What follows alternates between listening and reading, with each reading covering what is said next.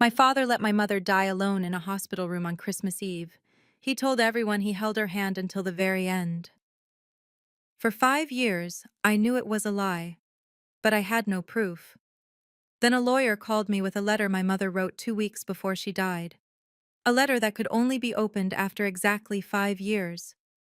The first line read, "If you're reading this, your father lied."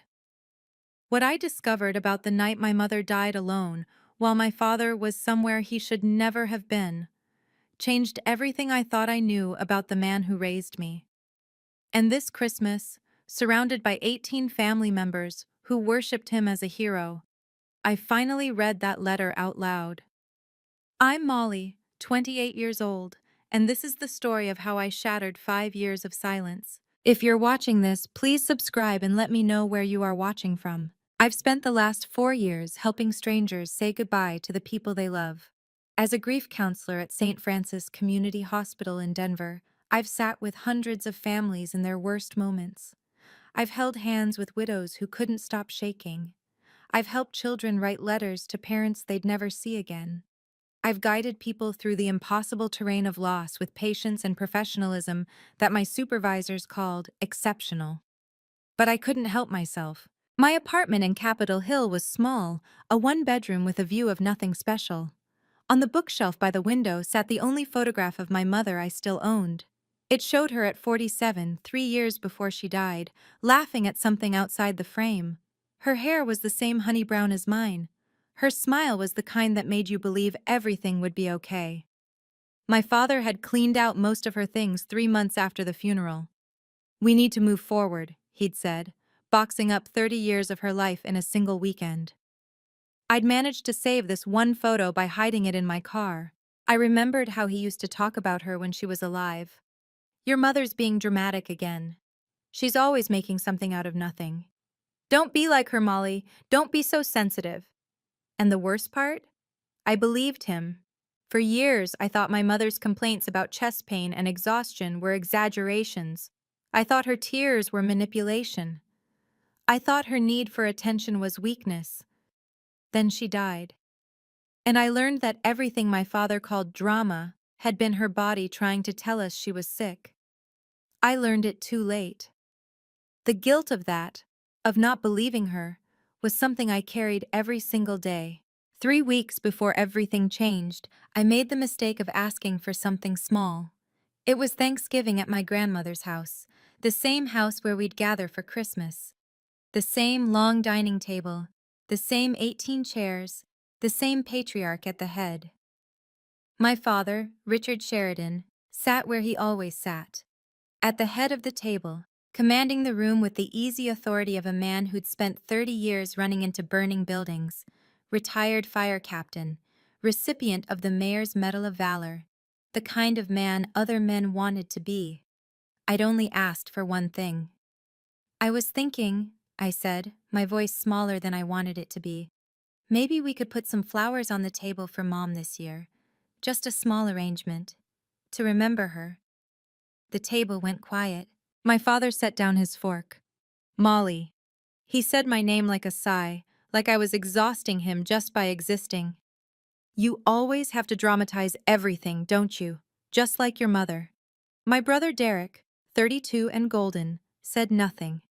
His wife Sarah studied her plate like it contained the secrets of the universe. My grandmother Patricia, 79 and devoted to her firstborn son, patted my father's arm. "Richard's right, sweetheart. We need to move forward, not backward." I swallowed my words. I nodded. I finished my meal in silence. Later, in my car, I added another tally to the count I'd been keeping since year 2, 47. That was 47 times I'd stayed silent when I wanted to scream. 47 times I'd let them call me dramatic for simply wanting to remember my mother. I didn't know then that I was about to stop counting. The funeral had been standing room only. 200 people packed into Grace Lutheran Church on a gray January morning in 2024, all of them there to mourn Linda Sheridan and celebrate the family she'd left behind.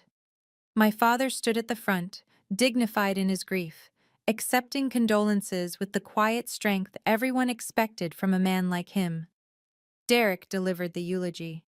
My brother, who had visited our mother exactly 4 times during the 6 months I'd taken unpaid leave to care for her, stood at that podium and spoke about her strength, her love, her devotion to family. He cried at all the right moments. He made people laugh with carefully curated memories. He was, everyone agreed afterward, such a good son. No one mentioned that I was the one who'd held her hand during chemotherapy, that I'd learned to change her IV bags, to monitor her oxygen levels, to recognize the sound of her breathing when something was wrong, that I'd slept on a cot in her room for 183 nights because she was afraid of dying alone. Then my father took the microphone. Linda passed peacefully, he told the crowd, his voice breaking with practiced emotion. I was holding her hand when she took her last breath. She knew she was loved. 200 people applauded. I stood in the back row, my fingernails cutting crescents into my palms, and I knew that he was lying. I'd been at the hospital that night. I'd seen the empty chair beside her bed. I'd watched the nurses try to reach him for hours. But I had no proof. Just the fractured memories of a night I'd spent sobbing in a hospital hallway. So I stayed silent. Until 2 weeks before last Christmas, when my phone rang. December 10th, 2028, 2:47 p.m. I was between sessions at the hospital when my phone buzzed with an unknown number. Normally, I'd let it go to voicemail, but something made me answer. Ms. Sheridan, this is William Patterson, attorney at law. I'm calling about your mother, Linda Sheridan. I stepped into an empty consultation room and closed the door. My mother passed away 5 years ago. Yes, I'm aware. His voice was careful, measured. That's precisely why I'm calling. Your mother retained my services in December of 2023 to hold a sealed document. Per her explicit instructions, this document was to remain unopened for exactly 5 years, then delivered to you and you alone. My hand tightened on the phone. What kind of document? A letter, 4 pages, handwritten, notarized on December 10th, 2023, 2 weeks before her passing. He paused. Mrs. Sheridan was very specific about the timing. She said, and I quote, "My daughter will need 5 years to become strong enough, and the truth will need 5 years to matter." I couldn't breathe. Can you come to my office this afternoon, Ms. Sheridan? I have the letter here. 2 hours later, I sat in William Patterson's office on the 16th floor of a downtown building, holding a cream-colored envelope with my name written in my mother's handwriting. The paper was thick, expensive. A notary seal from the state of Colorado marked the back. Take your time, Patterson said. I'll give you privacy. He left. I sat there for a long moment just holding it, feeling the weight of whatever was inside. Then I opened it. The first line read, "My darling daughter, if you're reading this, it means your father lied about the night I died." I couldn't read it in that office. I made it to my car before my hands started shaking too badly to hold the pages. I sat in the parking garage, engine off, reading my mother's words by the dim glow of the overhead light. 4 pages. Her handwriting, the same looping cursive she'd used on birthday cards and grocery lists, covered every inch. In some places, the ink was smudged. Water damage, I thought at first. Then I realized she'd been crying when she wrote this. I'm writing this letter because I know what's coming. The doctors say I have weeks, maybe a month, and I know your father well enough to know what he'll tell everyone after I'm gone. I turned to the second page, my heart pounding. On Christmas Eve, I will call him from the hospital. I already know this because I've been calling him for months and he doesn't answer. He's always busy. He's always on his way. He never comes. I know about Diane. I found the messages in March. I love you. Can't wait to see you. She doesn't suspect anything. I didn't confront him because I was afraid. Afraid of losing my family. Afraid of dying alone. The name hit me like a physical blow. Diane. If I die on a night when he doesn't come, he will lie about it. He will tell everyone he was there. He will make himself the grieving widower, and everyone will believe him because that's what Richard does. He makes people believe. I had to stop reading. My chest was too tight. The parking garage spun around me. My mother had known. She'd known everything, and she'd prepared for it. The last page was still waiting. I sat in that parking garage for an hour, reading the last page over and over. I don't want you to read this letter for revenge, Molly. I want you to read it so you can be free. I spent 30 years in silence. I don't want that for you. If you're strong enough, and I believe you are, I want you to tell the family the truth, not to destroy your father, but to break the cycle of silence that killed me from the inside long before my heart gave out. You are not dramatic. You are not too sensitive.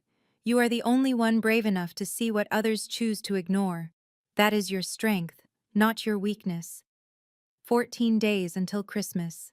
The math was simple. Every year, the entire family gathered at my grandmother's house on Christmas Eve. 18 people around one table. It was the only time everyone was together. Aunts, uncles, cousins, my father's closest friends.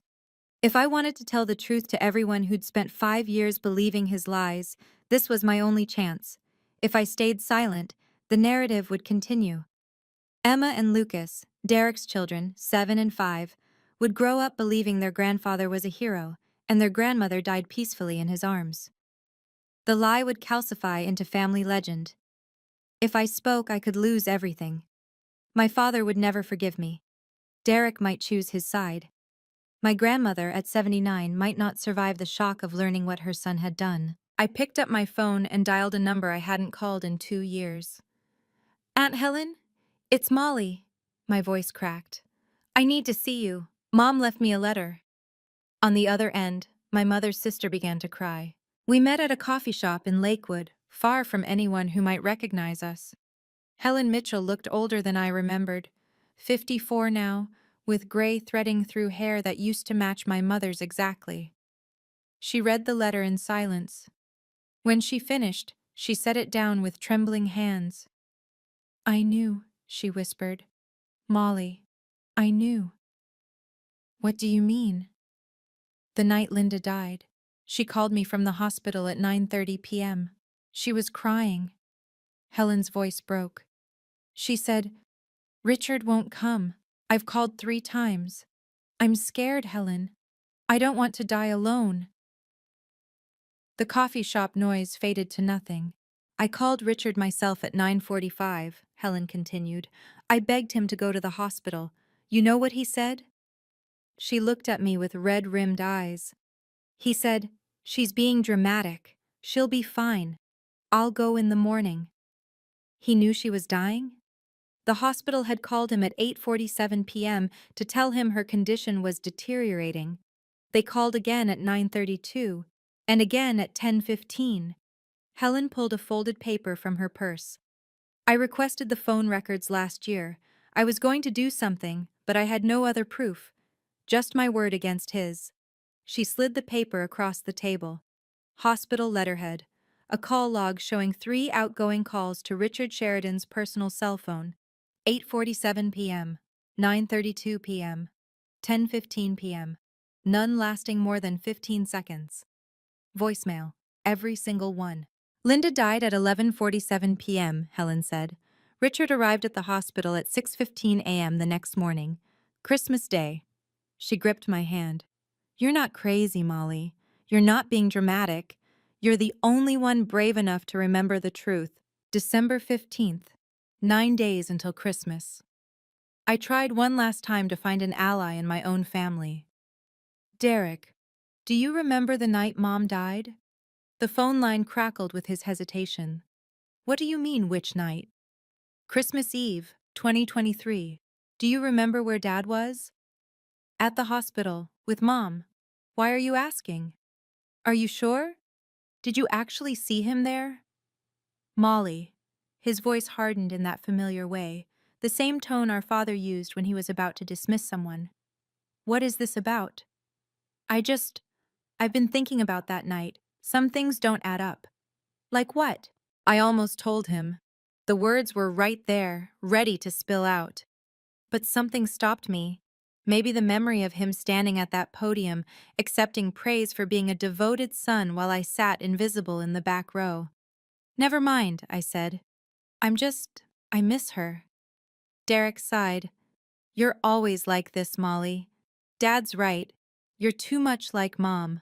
Always dwelling on things, making everything into a tragedy.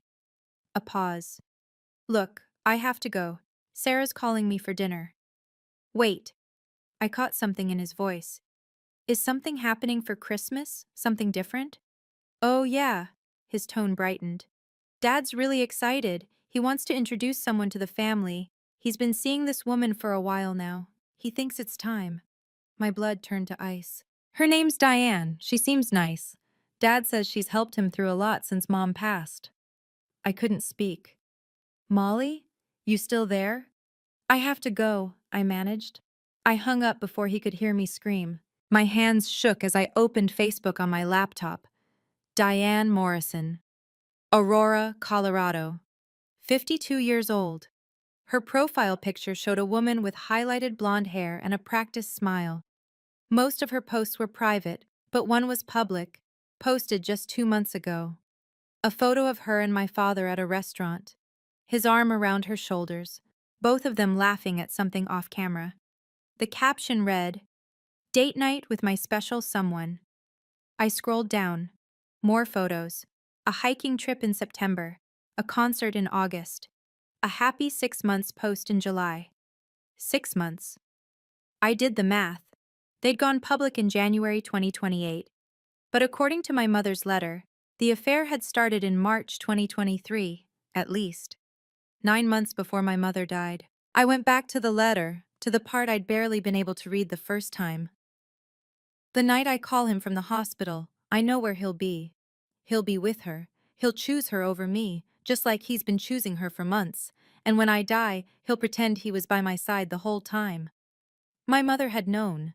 She'd known she would die alone because her husband was with his mistress.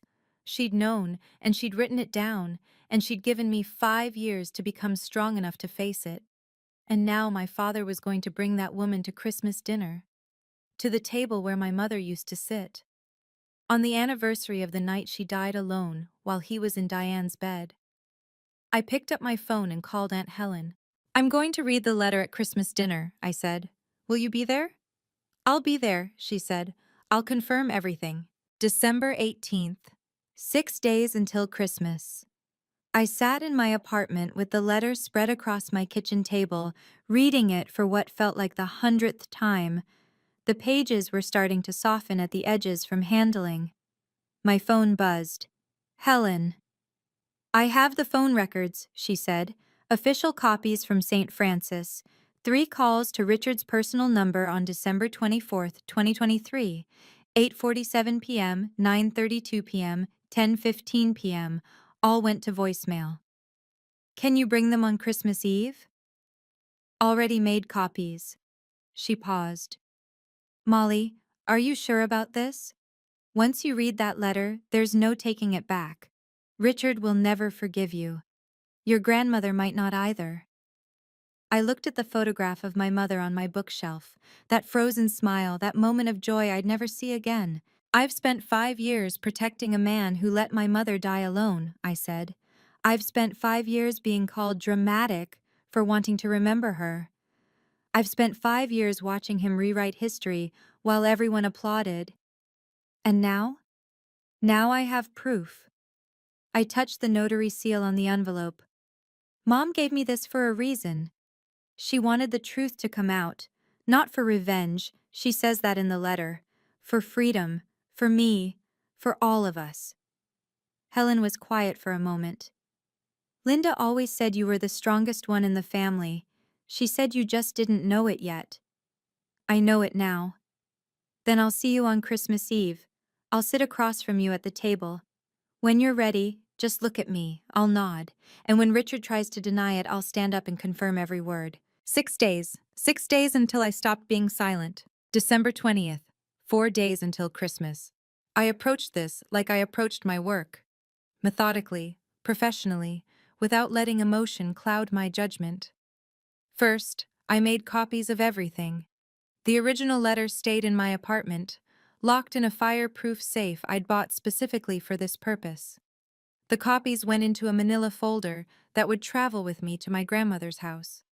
Second, I called Margaret Torres, the head nurse at St. Francis, and a colleague I'd known for 3 years. I need to ask you something sensitive, I said. About a patient from 2023, Linda Sheridan. Margaret was quiet for a moment. Your mother? Yes. I need to know if there's any record of calls made from the hospital to family members on the night she died. Give me a day. She called back the next morning. 3 calls to a Richard Sheridan between 8:47 p.m. and 10:15 p.m. on December 24, 2023. Standard protocol when a patient's condition deteriorates. All 3 went to voicemail. She paused. Molly, I remember that night. I was on shift. Your mother asked us to keep calling him. She kept saying he would come. I closed my eyes. Thank you, Margaret. Whatever you're doing, she said carefully, I hope it brings you peace. I assembled my folder, the letter, the phone records from Helen, a screenshot of Diane's Facebook post with my father. I didn't plan to use everything. The letter would be enough. But if my father tried to deny it, if he called me dramatic, if he claimed I was making things up, I would have proof he couldn't dismiss. I wasn't preparing for revenge. I was preparing to never be silenced again. December 23rd, the night before Christmas Eve. I couldn't sleep. At 2 a.m., I sat on my couch with the letter in my lap, reading the 3rd page for the last time before tomorrow. Molly, you are the strongest person I know. You just haven't realized it yet. Your father calls you sensitive like it's an insult, but being sensitive means you see the truth when everyone else chooses to look away. That's not weakness, that's courage. I traced my finger over her handwriting. The loops and curves I'd known my whole life. The way she crossed her T's with a little flourish. The way her S's leaned slightly to the right. I don't want you to read this letter to hurt your father. I want you to read it so you can stop carrying his lies. I spent 30 years protecting his image. I don't want you to spend 30 more. Break the cycle, my darling. Not with anger, not with revenge, with truth. Truth is the only thing that sets us free. I looked at the photograph on my bookshelf. My mother at 47, laughing at something I'd never know. I'll do it, Mom, I whispered to the empty room. Tomorrow, I'll tell them everything. I placed the letter carefully in my folder, checked that I had the phone records, checked that my phone was charged for the drive to grandmother's house. Then I lay down on my couch, pulled a blanket over myself, and waited for morning. In 12 hours, I would walk into my grandmother's house. In 12 hours, I would see my father introduce his mistress to the family. In 12 hours, I would finally speak. December 24th, 2028, 5:30 p.m. The house looked exactly like it did in every Christmas memory I had. 2 stories of red brick, white lights wound around the porch railings. A wreath on the door that my grandmother had been hanging in the same spot for 40 years. The smell of roasting turkey drifted through the cold December air. I parked on the street and sat in my car for a moment, watching family members arrive. Uncle Robert and Aunt Christine with their 2 teenagers, my cousin Jessica with her husband, Derek's minivan pulling into the driveway, Emma and Lucas tumbling out in matching Christmas sweaters. 18 people, just like every year. I grabbed my purse, the folder tucked safely inside, and walked up the front path. The house was warm and loud with conversation.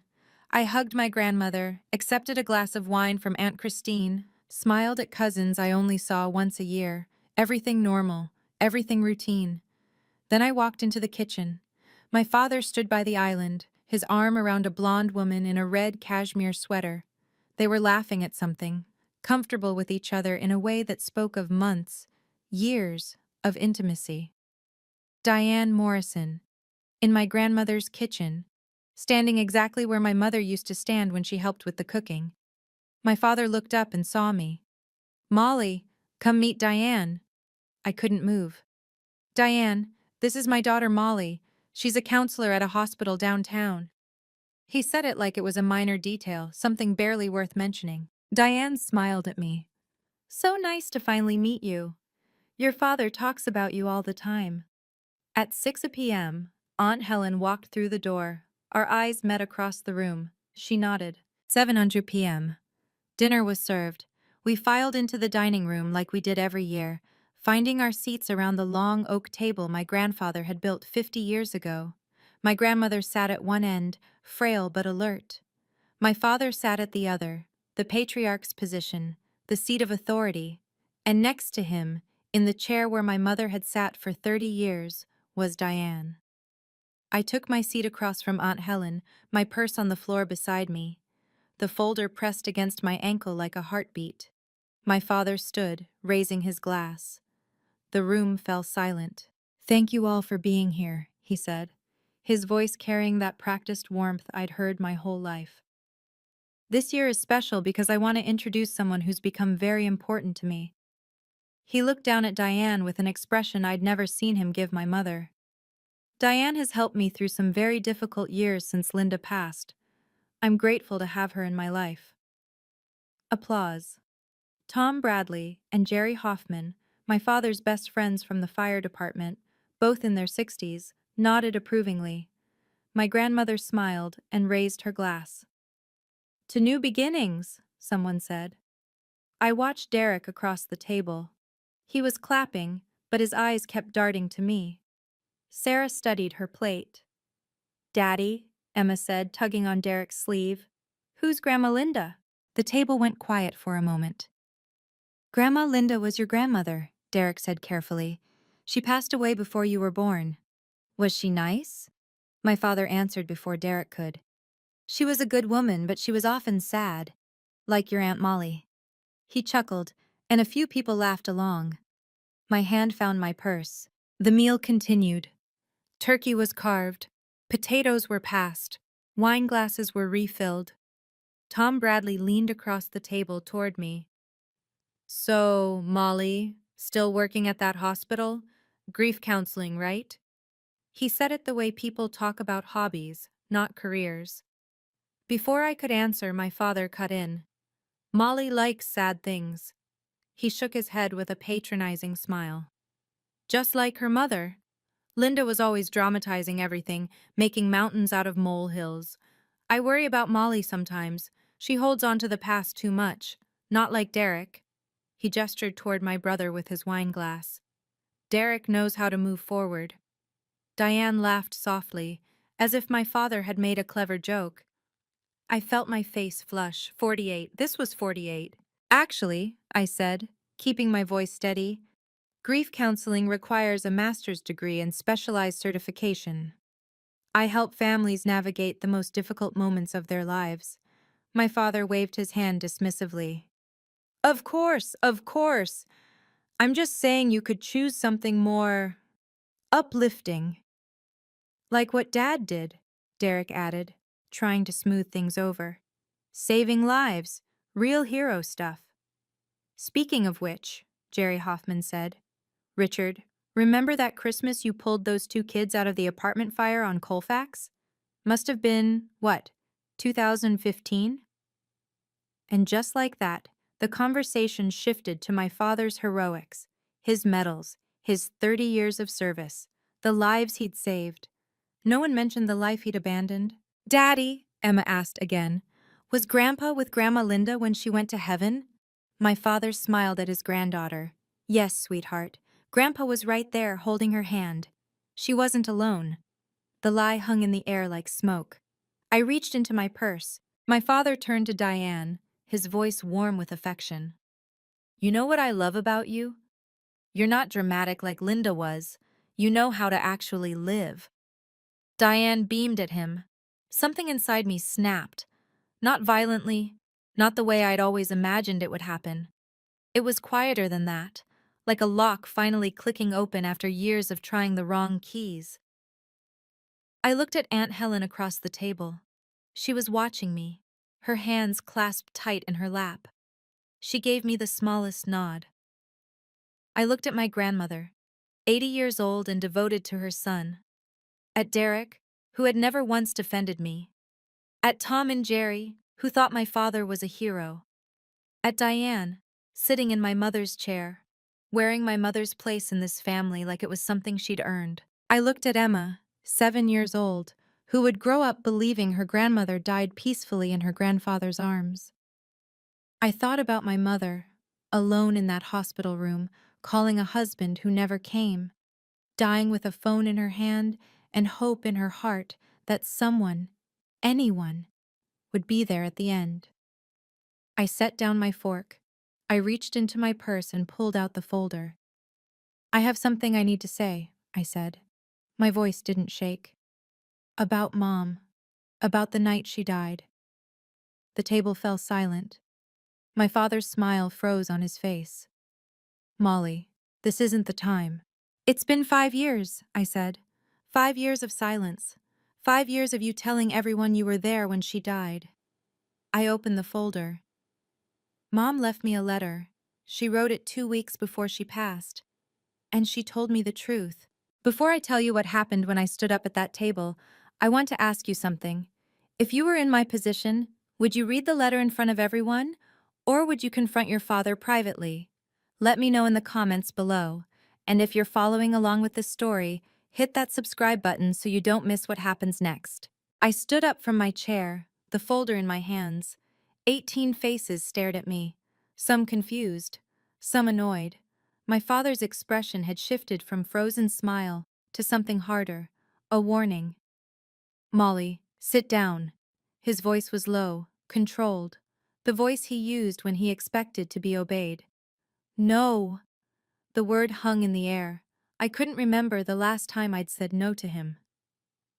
5 years ago, I continued, Mom died in St. Francis Hospital. Dad told everyone he was there. He told everyone he held her hand. He told everyone she passed peacefully with him by her side. That's enough. My father started to rise from his chair. It was a lie. The room went completely still. Mom wrote this letter 2 weeks before she died. I held up the pages, 4 sheets of cream-colored stationery, my mother's handwriting visible even from across the room. She had it notarized. She gave it to a lawyer with instructions to deliver it to me after exactly 5 years. Derek's voice was strained. "Molly, what are you doing?" "I'm doing what Mom asked me to do." I looked at my brother, then at my grandmother, then at the faces of aunts and uncles and cousins who had spent 5 years believing a fairy tale. "I'm telling the truth." My father's face had gone pale. "Whatever's in that letter, Linda was sick. She wasn't thinking clearly." "The first line reads," I said, my voice clear and steady, "If you're reading this, your father lied about the night I died." Diane's hand flew to her mouth. Tom Bradley shifted uncomfortably in his seat. My grandmother gripped the edge of the table, and I began to read. My father moved toward me, his hand outstretched. "Give me that letter, Molly. You have no right." "Richard." Aunt Helen's voice cut through the room like a blade. She stood up from her chair, her eyes fixed on my father. "Let her speak." He turned on her, his face reddening. "This is none of your business, Helen. This is my family." "Linda was my sister." Helen's voice didn't waver. "That makes it my business." "She was mentally ill. Everyone knows that. She imagined things, she exaggerated. She was dying." I held the letter steady. "And you weren't there." My grandmother's voice trembled from the end of the table. "Richard, what is happening? Explain this." "Mother, there's nothing to explain. Molly is having some kind of episode. She's always been unstable, just like Linda." "Then let her read the letter." Tom Bradley spoke up, his brow furrowed. "If there's nothing to hide, let her read it. We'll see who's telling the truth." My father stared at his oldest friend. Something flickered across his face. Fear, maybe, or the realization that his control was slipping. "Fine." He sat back down, his jaw tight. "Read your letter. But when everyone sees this is just more of your mother's drama, you'll owe this family an apology." I looked at Aunt Helen. She nodded again, her eyes bright with tears. I looked at Derek, who sat frozen, his children pressed against his sides. I looked at Diane, who had gone very pale. And I began to read my mother's words out loud. "My darling daughter, if you're reading this, it means your father lied about the night I died. I'm writing this because I know what's coming. And I know what he'll tell everyone after I'm gone. My voice filled the silent room. On Christmas Eve, I will call your father from the hospital. I already know this because I've been calling him for months and he doesn't answer. He's always busy. He's always on his way. He never comes. I heard someone inhale sharply. I didn't look up to see who. The hospital will call him when my condition gets worse. They'll call multiple times. He won't answer those calls either. I turned to the second page. I know about Diane. I found the messages in March. I love you. Can't wait to see you. She doesn't suspect anything. I didn't confront him because I was afraid. Afraid of losing my family, afraid of dying alone. Diane stood up abruptly, her chair scraping against the floor. Richard, what is she talking about? My father said nothing. His face had gone gray. I continued reading. The night I call him from the hospital, I know where he'll be. He'll be with her. He'll choose her over me, just like he's been choosing her for months. This is insane, my father said, but his voice had lost its authority. Linda was paranoid. She was, and when I die, I read over him, he'll pretend he was by my side the whole time. He'll tell everyone he held my hand. He'll make himself the grieving widower. And everyone will believe him, because that's what Richard does. He makes people believe. I looked up from the letter, looked directly at my father. Mom knew, Dad. She knew you wouldn't come. She knew where you'd be, and she knew you'd lie about it. Emma's small voice broke the silence. Daddy, did Grandpa lie? Derek couldn't answer her. I turned to the third page, my hands steady now.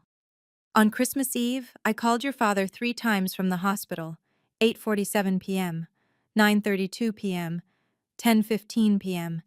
He didn't answer any of them. I looked at Aunt Helen. Tell them. Helen stood, her voice thick with emotion. I was there. Linda called me at 9:30 that night, crying. She said, Richard won't come. I've called 3 times. I'm scared, Helen. I don't want to die alone. That's a lie, my father said. But he didn't sound convincing anymore. I called you myself at 9:45, Helen continued, staring at him. I begged you to go to the hospital. You know what you said? She's being dramatic. She'll be fine. I'll go in the morning. Tom Bradley's face had gone hard. Richard, is this true? My father didn't answer. I pulled out the phone records from the folder. These are the hospital's call logs from December 24th, 2023. 3 calls to Richard Sheridan's personal cell phone, 8:47 p.m., 9:32 p.m., 10:15 p.m. All went to voicemail.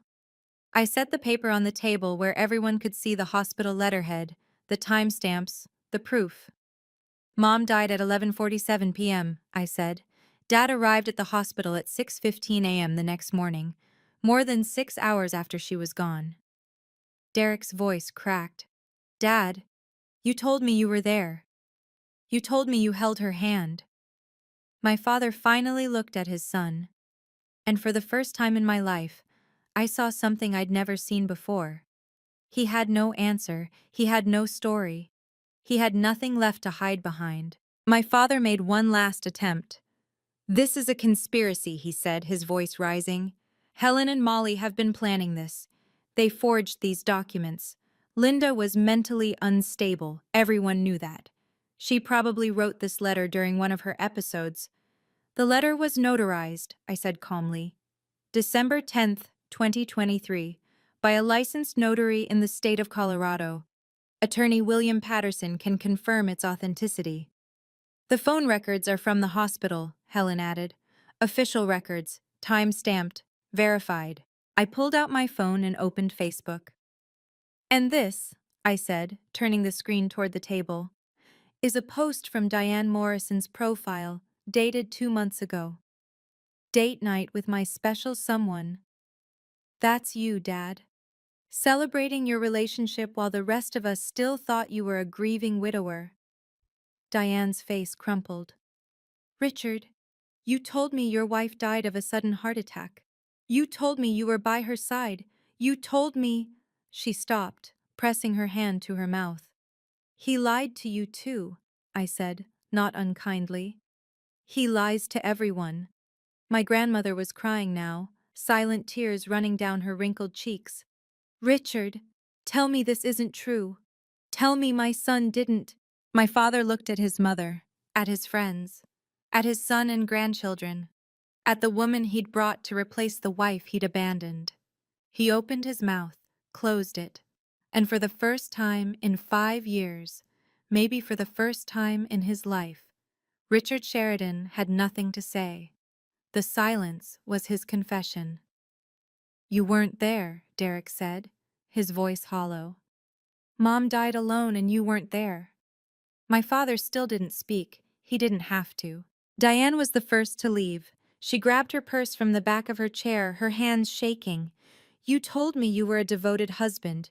You told me you held her hand when she died. Her voice broke.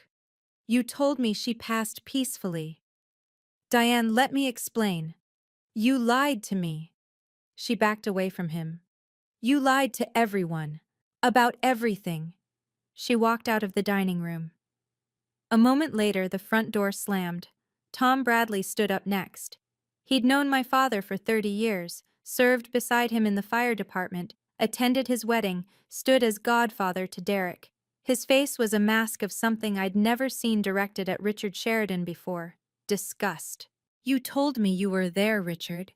At the funeral, you looked me in the eye and told me you held Linda's hand when she passed. He shook his head slowly. 30 years I've known you. 30 years I thought you were a man of honor. He turned and walked toward the door. Jerry Hoffman followed without a word. 3 people gone in less than 5 minutes. The room felt smaller now, the air heavier. My grandmother was still crying. Derek sat frozen, his children pressed against him, confused and frightened. Sarah had her arm around Emma, whispering something I couldn't hear. My father sat at the head of the table, the patriarch's seat, looking smaller than I'd ever seen him. His authority, his control, his carefully constructed image, all of it crumbling in real time. I felt no triumph, no satisfaction, just a hollow, exhausted relief. The truth was finally out, and nothing would ever be the same. The story isn't over yet. My father lost 3 people in 5 minutes, but what happened next, between me, my brother, and the rest of my family, was just as important. If you want to know how my father reacted and how I finally set boundaries, keep watching. And if you're rooting for me, hit that like button. It really helps the channel. My father sat down heavily in his chair. The man who had commanded rooms his entire life, who had run into burning buildings, who had received medals from the mayor, who had controlled every narrative in this family for as long as I could remember, looked old, diminished, like someone had let the air out of him. My grandmother reached across the table toward him. Richard, please, tell me this is a misunderstanding. Tell me my son didn't. I thought she'd be fine. His voice was barely above a whisper. She was always calling about something, always making everything into a crisis. I thought it was just another one of her episodes. She was dying, I said quietly. The hospital called you 3 times to tell you her condition was deteriorating. That wasn't drama. That was her body shutting down. He didn't look at me. I didn't know it was that serious. You didn't answer the phone to find out. Derek stood up abruptly, his chair scraping against the floor. He walked around the table until he was standing in front of our father. You told me you were there. His voice shook. At the funeral, when everyone was crying, you told me you held her hand. You told me she knew she was loved. I believed you. I've been telling my kids that story for 5 years. My father finally looked up at his son. Derek, Where were you? Derek's voice cracked. Where were you when Mom was dying? The silence stretched. My father didn't answer. He didn't apologize. He didn't explain. He just sat there, stripped of every story he'd ever told, with nothing left to hide behind. I picked up the letter again. The final page. There's one more thing Mom wanted me to read. My father closed his eyes. Molly, I'm not writing this letter for revenge. I'm writing it so you can be free. I felt tears prick my eyes, but I kept reading. I spent 30 years in silence. I protected your father's image. I made excuses for his absences, his coldness, his affairs. I told myself it was for the family. I told myself it was what a good wife did. My grandmother made a small, wounded sound. But silence didn't protect anyone. Silence only protected the person who was hurting me. And I don't want you to spend 30 years the way I did. I looked up at the faces around the table, my family fractured and raw, and finally seeing the truth. Break the cycle, my darling. Not with anger, not with revenge, with truth. Because silence doesn't protect anyone. Silence only protects the liar. I folded the letter carefully and placed it back in the folder. That's all Mom wanted, I said. Not to destroy Dad. Not to tear this family apart. She just wanted the truth to be told. She wanted us to stop protecting someone who didn't deserve our protection. Derek looked at me. Really looked at me. For the first time in years. Molly, I'm sorry. I should have listened to you. I should have believed you. I nodded, not trusting my voice. I spent 5 years calling you dramatic, he continued, his eyes wet. I spent 5 years taking Dad's side. And you were right. You were right the whole time. It wasn't enough to fix everything, but it was a start. Derek pulled me into a hug, the first real embrace we'd shared since our mother's funeral. I'm so sorry, he said into my hair. I should have seen it. I should have known. You believed what you wanted to believe, I said. We all did for a while. Sarah approached us, her arms still around Emma. I'm sorry too, Molly.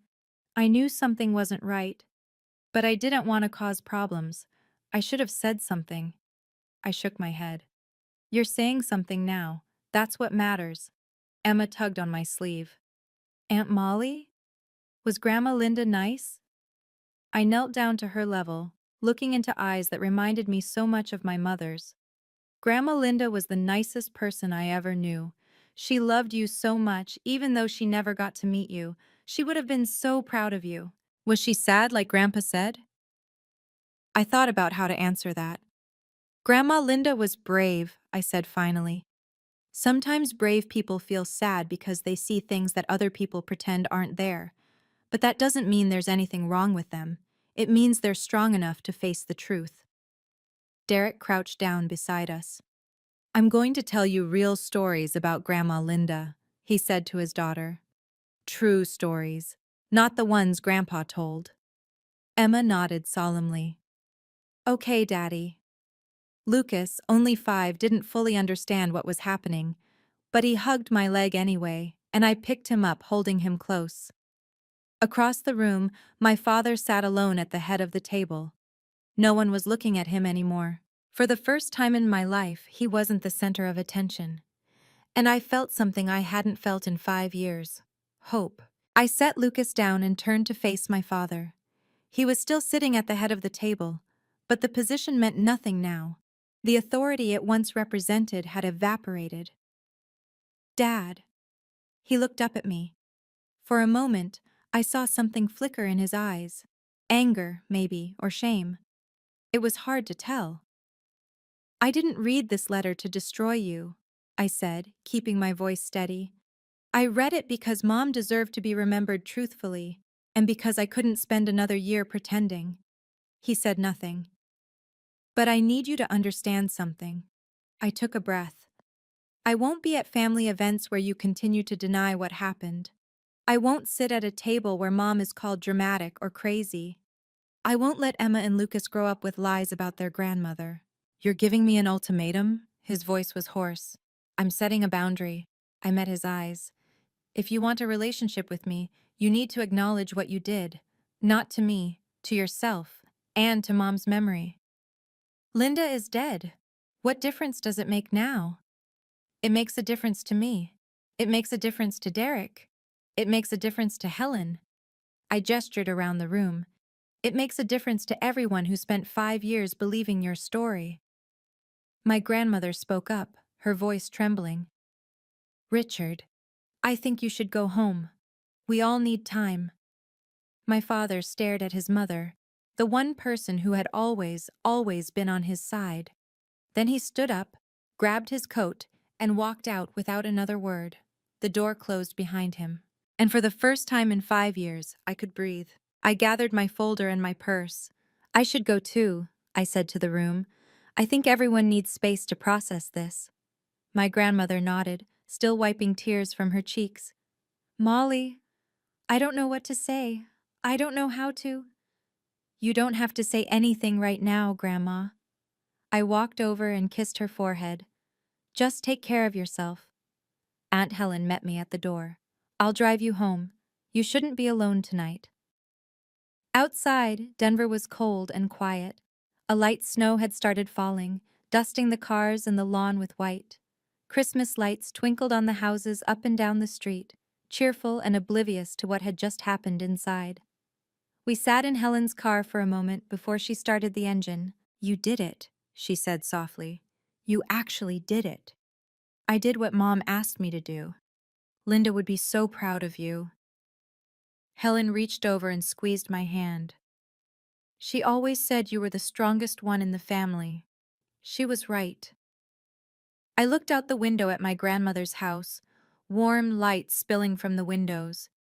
Inside, my family was trying to make sense of everything they'd just learned. Nothing would be the same after tonight. My phone buzzed. A text from Derek. I'm sorry, Molly. I mean it. Can I call you tomorrow? I want to hear more about Mom. The real stories. I stared at the message for a long moment. Then I typed back, yes, I'd like that. Helen started the car. As we pulled away from the house, I felt something I hadn't felt in 5 years. Not happiness, not yet, but lightness. Like a weight I'd been carrying had finally been set down. Helen stayed the night at my apartment. We sat on my couch with mugs of hot chocolate, looking through old photo albums I'd kept hidden in my closet for years. Pictures my father didn't know I had. Photos of my mother as a young woman, before she married him. Before everything became about managing his image. Look at her here, Helen said, pointing to a photo of my mother at maybe 25, laughing on a beach somewhere. This was before she met Richard. She wanted to be a teacher, did you know that? She was going to get her degree, but then she got pregnant with Derek and she gave it up. She gave up a lot of things. Helen turned the page. But she never gave up on you. Even at the end, she was thinking about you, making sure you'd have what you needed to be free. I touched the photograph. My mother's smile frozen in time. A version of her I'd never really known. I wish I'd believed her, I said quietly. When she complained about being tired, about her chest hurting, I thought she was exaggerating. Dad always said, "You were a child believing your parent," Helen interrupted gently. "That's not your fault. The fault belongs to the person who taught you not to trust her." At midnight, I lit a candle and placed it next to my mother's photograph on the bookshelf. I did it, Mom, I whispered. I broke the cycle. I told the truth. The candle flickered, casting dancing shadows on the wall. Helen came to stand beside me. "Merry Christmas, Linda," she said softly. "Your daughter did you proud." We stood there together, two women who had loved Linda Sheridan, finally able to mourn her properly. December 31st, 2028. Derek called, just like he promised. We talked for 2 hours, the longest conversation we'd had since we were teenagers. He told me things I'd never known. How he'd always felt pressure to be the good son, the one who didn't cause problems. How he'd convinced himself that ignoring the cracks in our family was the same as keeping it together. How he'd spent 5 years feeling like something was wrong, but being too afraid to look at it directly. I should have asked more questions, he said. After Mom died, I should have wondered why you seemed so angry. I didn't want to know. I understand, I said. And I did. Denial was easier than truth. I'd lived in denial myself once. He also told me what had happened after I left on Christmas Eve. Tom Bradley and Jerry Hoffman had officially ended their friendship with our father. 30 years of brotherhood, gone in a single night. The news was already spreading through the fire department community. Not the details, but the whispers. Something had happened at Richard Sheridan's Christmas dinner. Something bad. Diane had blocked my father's number. She'd posted a cryptic message on Facebook. When someone shows you who they really are, believe them the first time. It had gotten 47 likes. My grandmother had called my father the next morning and told him she needed time to think. For the first time in his life, Patricia Sheridan wasn't automatically taking her son's side. "What about Dad?" I asked. "Have you talked to him?" "He called me once," Derek said. "He wanted me to tell you that you'd ruined his life." "What did you say?" I told him he'd ruined it himself, then I hung up. March 2029. 3 months after Christmas, the ripples were still spreading. My father resigned from the local Veterans Council. The official reason was personal matters, but everyone in the community knew something had happened. The whispers had grown louder, the details filling in through gossip and speculation. Richard Sheridan, the hero firefighter, wasn't quite the man everyone thought he was.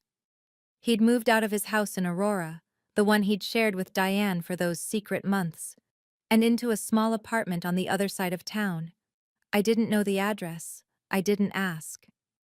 Derek and Sarah started bringing Emma and Lucas to visit me every month. We'd go to the park, or the zoo, or just sit in my apartment eating pizza and looking at pictures of their grandmother. "This is Grandma Linda at her college graduation," I'd tell them, showing them photos from Helen's collection. "She wanted to be a teacher." "She's pretty," Emma would say. "She looks like you, Aunt Molly." I started writing everything down. Every memory I had of my mother, every story Helen told me, every photograph and its history. I wanted Emma and Lucas to know who their grandmother really was. Not the dramatic woman their grandfather had described, but the brave, loving person she'd actually been. Helen and I developed a new tradition: dinner together on the first Sunday of every month. We'd talk about Linda, about the family, about healing. Sometimes we'd cry. Sometimes we'd laugh. Always, we'd remember. My father never apologized. I stopped waiting for him to. Some people never change. Some people never admit they were wrong. But I'd learned that my healing didn't depend on his acknowledgement. I had the truth. That was enough. April 2029. Emma brought me a drawing she'd made at school. It was a family portrait, the kind 7-year-olds make with stick figures and bright colors. There was Derek and Sarah, tall figures with brown hair. There was Lucas, smaller, with a big smile. There was Emma herself in a purple dress. And there, floating above them with angel wings, was another figure. Brown hair like mine, a big smile, a halo. "That's Grandma Linda," Emma explained, pointing. "She's watching us from heaven. She's happy because we remember her now." I had to blink back tears. "It's beautiful, Emma. Can I keep it?" "I made it for you," she said, "because you told us the truth about Grandma. Daddy said that was really brave." Derek was standing in the doorway watching us. Our eyes met. "She asks about Linda all the time now," he said quietly. "Wants to know what her favorite color was, what she liked to eat, whether she would have liked Emma's drawings." "Purple," I said. Her favorite color was purple, and she would have loved Emma's drawings. She would have put every single one on her refrigerator. Emma beamed. Later, after Derek and the kids had gone home, I hung the drawing on my own refrigerator, right next to the photograph of my mother laughing on that beach, years before I was born. 2 images of Linda Sheridan, one from before, one from after. The woman she'd been, and the grandmother she'd become in her granddaughter's imagination. The cycle was breaking. Not perfectly, not completely. Healing doesn't work that way. But Emma would grow up knowing the truth. Lucas would grow up with real stories instead of lies. And that was my mother's legacy. That was what she'd wanted all along. Christmas 2029. I hosted dinner at my apartment for the first time. It was a smaller gathering than the ones at my grandmother's house. Just 6 of us. Me, Helen, Derek, Sarah, Emma, and Lucas. My grandmother had declined the invitation. She was spending Christmas with my father, unable to completely abandon her son, even after everything. I understood.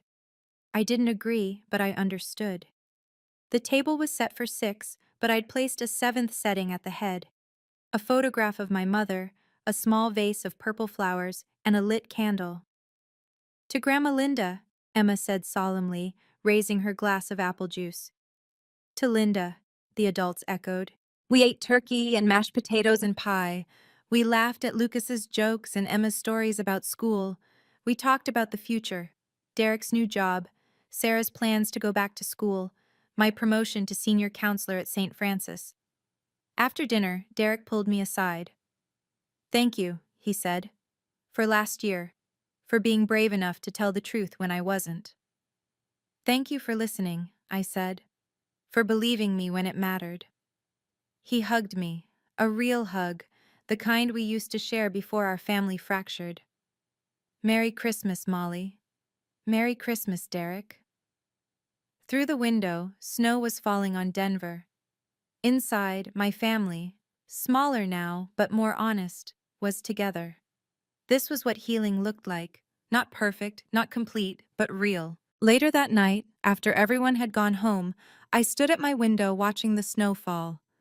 I thought about the woman I'd been a year ago, the one who counted her silences, the one who swallowed her words at every family gathering, the one who believed deep down that maybe she really was too sensitive, too dramatic, too much like her mother. That woman was gone. In her place was someone who understood that sensitivity wasn't weakness, that seeing the truth when others looked away wasn't a flaw, it was a gift, that speaking up, even when it cost you everything, was sometimes the only way to be free. If you're watching this and you're holding on to a truth that your family doesn't want to hear, I want you to know something. You're not crazy. You're not dramatic. You're not too sensitive. You're just brave enough to see what others choose to ignore. Breaking the cycle of silence isn't easy. You might lose people. You might be called a troublemaker, a liar, a family destroyer. You might spend years wondering if you did the right thing. But you'll have something more valuable than approval. You'll have the truth, and you'll have yourself. My mother taught me that from beyond the grave, through a letter she wrote knowing she was dying, knowing her husband would lie, knowing I would need 5 years to become strong enough. She was right about everything, especially about me. Thank you for staying with me until the end of this story. If anything I've shared resonated with you, I'd love to hear about it in the comments. Have you ever had to hold on to a truth that your family didn't want to acknowledge? How did you handle it? What would you have done in my situation? Your stories matter. Your experiences matter. And sometimes, just knowing that someone else understands can make all the difference. If this video meant something to you, please hit the like button and subscribe to the channel. It really helps more than you know. And check out the description for more stories like this one. Stories about family, truth, and finding the courage to speak up. I'm Molly. And I believe this with my whole heart. Silence doesn't protect anyone. Silence only protects the liar. The truth is always worth telling, even when it's hard, even when it hurts, even when it costs you everything you thought you couldn't live without. Because on the other side of that truth is freedom, and freedom is worth everything. Thank you for watching. I'll see you in the next video.